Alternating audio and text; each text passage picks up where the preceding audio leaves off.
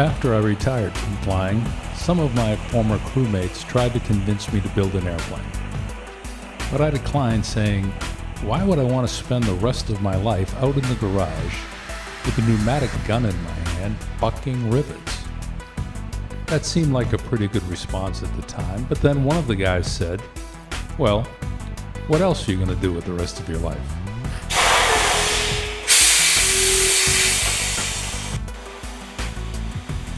The poet Robert Browning famously wrote that a man's reach should exceed his grasp. And if there's a greater example of overreaching than for a non-professional to build a replica of a world-beating race car in his home garage, I don't know what that would be. Back in late 2001, when I was flying around the mountains of Afghanistan, it struck me that life could end pretty abruptly, and it sure would be a shame to leave this planet with anything on my life's wish list left undone. And one of those things was to build a race car. My first attempt was to build a Caterham Super 7, the follow-on to Colin Chapman's iconic Lotus 7 race car. But eventually I decided I was getting too old to do backwards push-ups to get out of a car with no doors, so I sold it, swearing no more sports cars.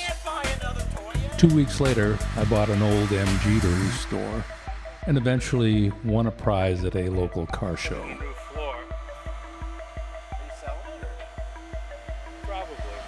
When I was a teenager back in 1965, I fell in love with Carroll Shelby's Cobra Daytona Coupe, a car that dominated European road courses in the GT class, winning races like Daytona and Le Mans, and capturing for Shelby American the FIA's Constructors' Championship, to this day the only American car ever to do so. Most people watching this truck unload probably only see a chassis, a plastic body, and 30 cardboard boxes of parts. But in my mind's eye, I see something completely different.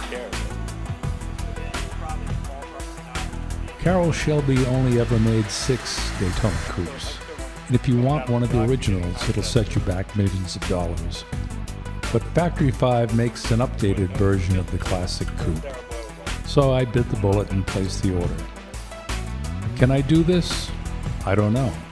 But as Robert Browning said, a man's reach should exceed his grasp.